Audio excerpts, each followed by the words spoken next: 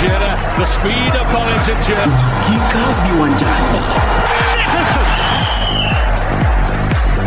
Asante sana mwenzangu, hujambo na karibu katika uhakika viwanjani. Jina langu ni Musa Brian Idaki. Tunaanzia humu nchini ambapo shule ya upili ya Kakamega na St. Mary's Yala kukutana katika fainali ya soka ya wavulana kwenye mashindano ya kitaifa ya michezo ya mpira ya muhula wa pili katika mashindano ya shule za sekondari ya Kenya mwaka huu. Kakamega ambao waliweza kuwapiku Menengai 2-1, huku St. Mary's Yala wakionyesha ubabe wao na kuwagaragaza bila huruma sekondari ya kutwa ya Takaba na kutinga fainali dhidi ya Kakamega.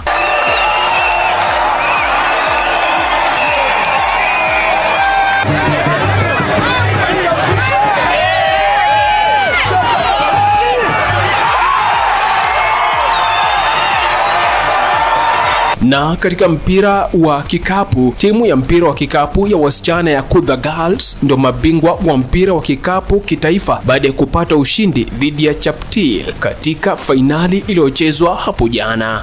This is the Kudha Girls basketball team, and in the semis we played against St. Joseph's Kitale Joga.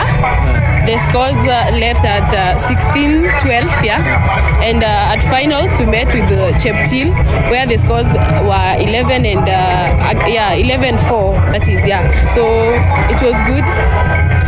Kwenye mchezo wa ndondi, kanuni mpya za ndondi za vijana wenye umri chini ya miaka 19 zaanza kutumika katika mashindano kule Nakuru. Kanuni hii inayozingatia umri na uzito sawa itatumika katika mashindano yao ya kwanza ya ngumi kwa walio chini ya umri wa miaka 9.